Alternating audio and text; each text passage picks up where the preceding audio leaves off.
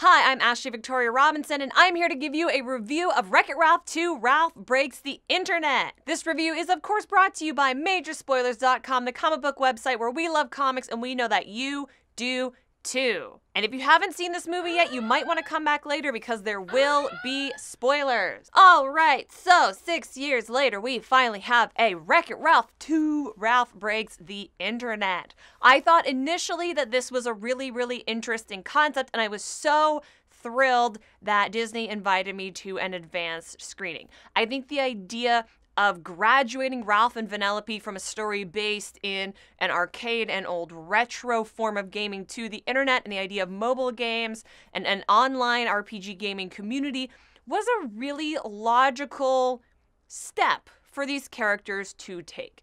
Now, before we get into much more of it, I like the first Wreck-It Ralph movie, but I don't think it's without its flaws. I watched it the night before, so I did have it fresh in mind going into Ralph Breaks the Internet as a comparison and as a reference point. I love that the movie starts out in real time. It has been 6 years that have lapsed since the last time we saw these characters together. We get to see how Ralph has progressed, how Vanellope has progressed, how their relationship and their lives have changed, how things have gotten better for the bad guys since we saw them. They weren't in such a great place the last time. We get to see Felix and Calhoun and what their relationship looks like now. And sort of the first 5 minutes of the framing device of catching up with these characters, I thought was really fun. And I was really looking forward to seeing how this was going to play out in like a wider scale, dare I say, open sandbox type adventure for the characters.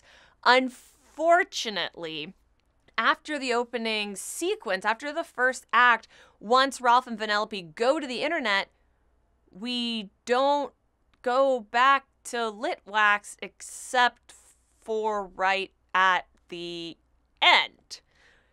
The internet is exciting when you get there, just like the first time you log on, because you're having this fresh experience through these characters' eyes. There are a ton of great jokes, and it's super fun to see who paid to be in a Disney movie and who wouldn't allow their license to be used. My favorite joke in particular has to do with Twitter.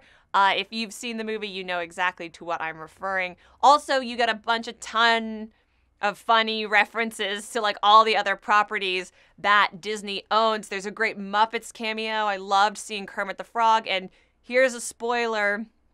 So if you want to click away or jump forward 15 seconds, I thought the Stan Lee cameo was fabulous. Now, I saw this before he passed. Most people are going to be seeing it after he passed. I'm interested in how this is going to impact culturally, but I thought it was really cute, and it's actually one of my favorite moments of the entire movie. Okay, spoiler over. However, I think once we get to the internet, the movie sort of falls apart. We spent the entire first movie developing the relationship between Ralph and Vanellope and learning that friends who are different can work together, and learning that you're more than what you seem. As soon as we get to the internet, Vanellope undergoes an experience that makes her want to stay there, and because Ralph wants her to come back home to the arcade, Ralph is cast into the role of a villain, and I didn't really like that. I think it makes Vanellope a really unlikable character for the majority of the movie, and we set her up as this amazing racer, as someone more than a glitch, and then ultimately as a princess, which, even though it's a fake princess, does carry a certain amount of status with it, and we keep reducing Ralph to the dumb idiot joke, even though we had an entire movie to establish that he was more than that. And on top of that, for me, the story reasons why Vanellope wants to stay online don't land. At every turn, the movie is showing us, through the way we heighten drama, the way stakes are added, when dangerous things happen, that Vanellope shouldn't be there, and that her and Ralph complement each other, and they are best when they are together. However, there is scene after scene after scene where a variety of characters, including Gal Gadot's Shank character, who is very cool and a very fun cameo that I enjoyed in the film, are telling Ralph that friends let friends go, and that he's a bad friend for not letting her go and letting her grow and letting her develop, and that he is holding her back. And I just wonder if 2 films in a row of having Vanellope making these snap decisions about what she wanted and Ralph ultimately having to act in service of her is the best kind of message that we can be sending to young people. And for me, that's why this movie doesn't transcend.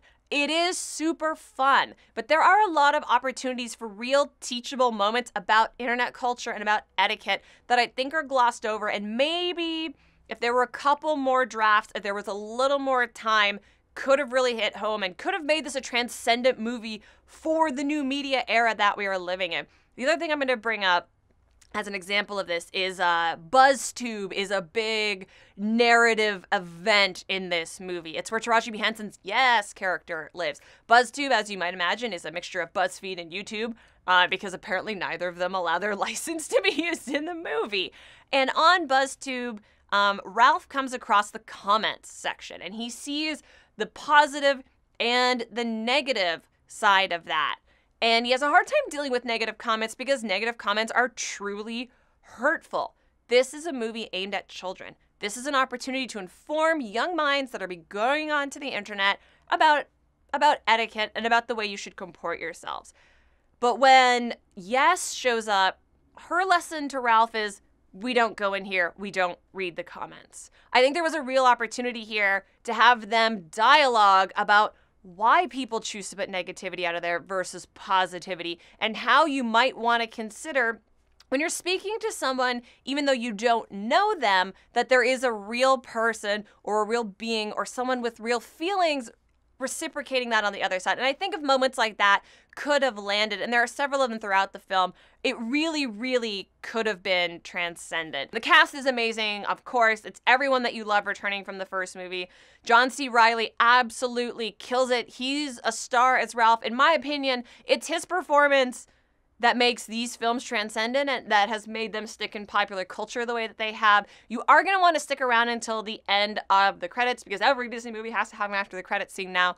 The after the credits scene rests entirely on John C. Reilly and it deals with one of the biggest memes on the internet. So overall, I think that Wreck-It Ralph 2 is a completely fun movie, especially if you have young people in your life that are tech-minded, internet-minded, gaming-minded. They're going to get a lot out of this. If you liked the first one, you are going to enjoy this one.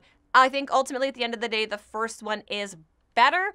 And I think some of the writing turns and the choice to focus on the larger swath of internet culture and then the turn for Vanellope to want to stay in the internet keep the movie from being truly transcendent and from being a sequel that will outstrip the original. On a scale of 1 to 5 stars, I will give it a 3.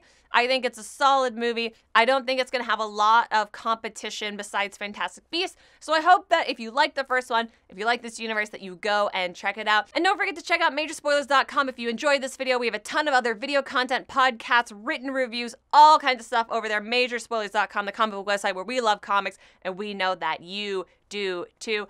I have been Ashley Victoria Robinson. Thank you so much for watching, and let's see if we can break the internet together.